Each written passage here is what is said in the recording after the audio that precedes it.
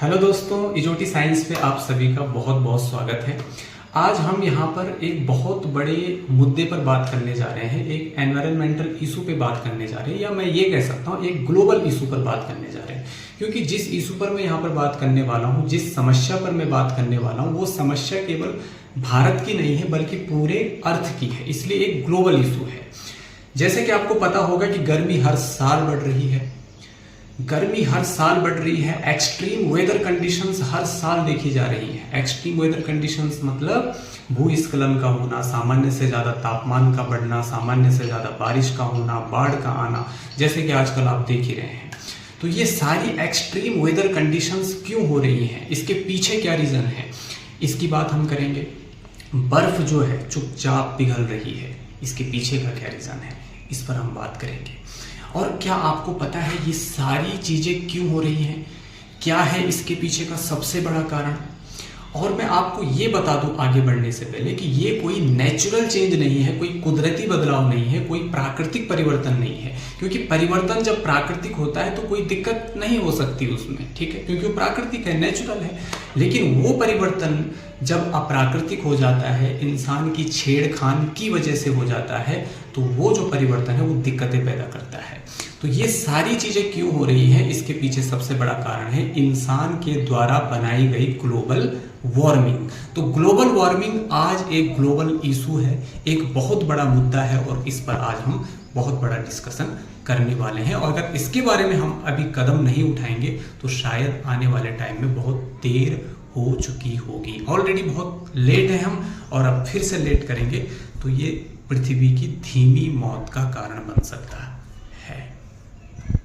अब global warming क्या होता है, सबसे पहले हम ये समझेंगे कि ग्लोबल वार्मिंग कहते किसको है। तो मैं आपको बता दूं, जब पृथ्वी के औसत तापमान में, जब इस अर्थ के एवरेज टेम्परेचर में, औसत तापमान में असामान्य और निरंतर वृद्धि होती है, तो उसको हम कहते हैं ग्लोबल वार्मिंग।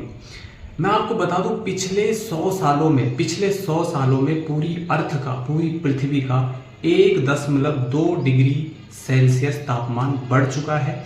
और आप कहोगे कि सर 1.2 डिग्री सेल्सियस तापमान ही तो बढ़ा है, इसमें क्या बड़ी बात है। ये तो ऐसी बात आपने कह दी कि जैसे सागर में से हमने एक गागर पानी निकाल दिया तो सागर पर क्या फर्क पड़ेगा। नहीं, यहाँ पर बात सागर की नहीं, यहाँ पर हमारी पृथ्वी की बात हो रही है, जो एक लिविंग प्लेनेट है जिसमें हम यहाँ पर रहते हैं।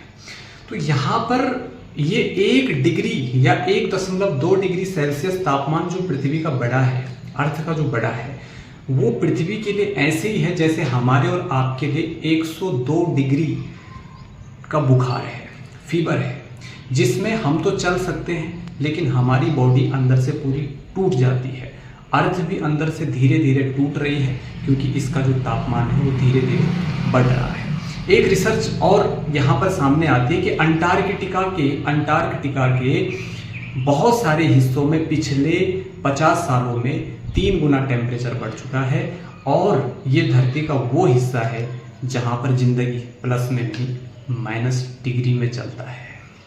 अब इस तापमान को बढ़ा कौन रहा है, कौन है इसका जिम्मेदार? हम और आप सब हैं।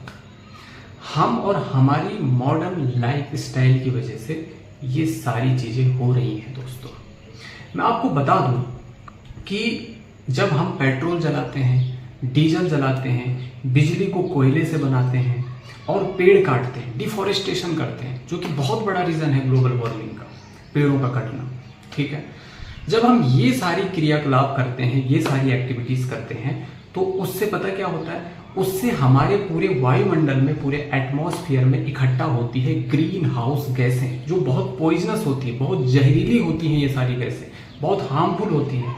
ये सारी गैसें उस कंबल की तरह है जो हीट वेव को एक बार कैप्चर करने के बाद, एब्जॉर्ब करने के बाद वापस नहीं जाने देती, मतलब गर्मी को इकट्ठा करती रहती है, अपने में से वापस नहीं जाने देती। और इसकी वजह से हमारी पूरी अर्थ का जो टेम्परेचर है वो धीरे धीरे बढ़ रहा है, और इसी की वजह से जो ग्लेशियर्स हैं वो पिघल भी रहे हैं।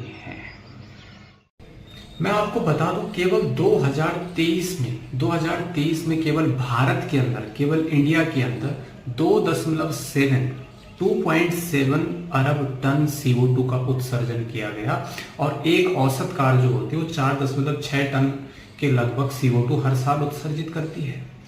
तो ये आंकड़ा छोटा मोटा नहीं है, ये बहुत बड़ा आंकड़ा है। और मैं बता दूं, CO2 हो गया, मीथेन हो गया, नाइट्रस ऑक्साइड हो गया, ये सारी आपकी ग्रीन हाउस गैसें होती हैं जो हीट वेव को वापस नहीं जाने देती और इसकी वजह से ग्लोबल वार्मिंग सबसे ज्यादा देखी जा रही है। साथ में मैं आपको बता दूं कि ग्लोबल वार्मिंग का मतलब केवल बर्फ पिघलना ही नहीं होता है। जो मौसमी चक्र है वो धीरे धीरे टूटता जा रहा है, फसल खराब होती जा रही है और पीने का पानी कम होता जा रहा है। कुल मिला के बात यह है कि हमारी जो सामान्य जीवन शैली है वो प्रभावित होती जा रही है।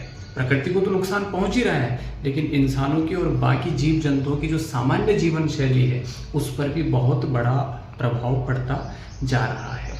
उत्तर भारत में इस बार मार्च में हीट वेव आ चुकी थी, 46 डिग्री टेम्परेचर आ चुका था और मुंबई जैसे शहरों को वैज्ञानिक डूबने की चेतावनी दे चुके हैं, डूबने की चेतावनी दे चुके हैं। केदारनाथ की बाढ़ 2013, चेन्नई का जल संकट 2019 और अभी कुछ दिन पहले उत्तरकाशी के धराली शहर का पूरी तरीके से तहस नहस हो जाना, ये बहुत बड़ी बीमारी के लक्षण हैं। और बीमारी किसको है? हमारी अर्थ को। और किसकी वजह से? इंसान के क्रियाकलापों की वजह से ये सारी घटनाएं आज हमें और आपको देखनी पड़ रही है। दोस्तों, अगर हम छोटे लेकिन लगातार कदम उठाते रहें तो हम धरती को इस धीमी मौत से बचा सकते हैं और ये हमारा और आपका कर्तव्य है। इसमें हम बहुत बड़ा योगदान दे सकते हैं। अगर हर एक नागरिक ये सोचे कि मुझे प्लास्टिक का यूज नहीं करना, मुझे हर साल 5 पेड़ कम से कम लगाने ही लगाने हैं, मुझे कार्बन के उत्सर्जन से कम बचना है, सोलर पैनल का यूज करना है। सोलर पैनल का यूज क्यों करना है? क्योंकि सोलर पैनल लगाने से कोई पॉल्यूशन नहीं होता, कोई प्रदूषण नहीं होता, एनर्जी भी अच्छी खासी मिलती है। और जर्मनी की राजधानी बर्लिन में तो हर नए मकान पर सोलर पैनल को कंपलसरी कर दिया गया है। और मैं आपको बता दूं, भारत के अगर 25% घरों में भी सोलर पैनल यूज होने लग जाएं तो हम पृथ्वी को इस धीमी मौत से बचा सकते हैं, क्योंकि सोलर पैनल लगने से हम कार्बन के उत्सर्जन में कमी ला सकते हैं और इस तरीके से हम धीरे धीरे ग्लोबल वार्मिंग से ज्यादा तो नहीं पर थोड़ा बहुत तो बच ही सकते हैं। दोस्तों, अंत में मैं आपको यही बताना चाहूंगा कि अगर आपने वीडियो को यहाँ तक देख लिया है तो आप ज्यादा से ज्यादा इस वीडियो को शेयर करें, क्योंकि आप जितना ज्यादा इसको शेयर करोगे उतना ज्यादा लोगों के अंदर जागरूकता आएगी, अवेयरनेस आएगी। मैं आपको यहाँ पर डराने के लिए बिल्कुल भी नहीं आया था। मेरा तो एक ही मकसद था कि ग्लोबल वार्मिंग से होने वाले जो कंसिक्वेंसेज हैं, रिजल्ट्स हैं, परिणाम हैं, उनसे आपको अवगत कराऊं, अवेयर कराऊं, ताकि आप ज्यादा से ज्यादा लोगों तक इस जानकारी को पहुंचा सकें और अपना छोटा छोटा लेकिन लगातार कंट्रीब्यूशन देते रहें अपनी इस खूबसूरत अर्थ के लिए। Thanks for watching.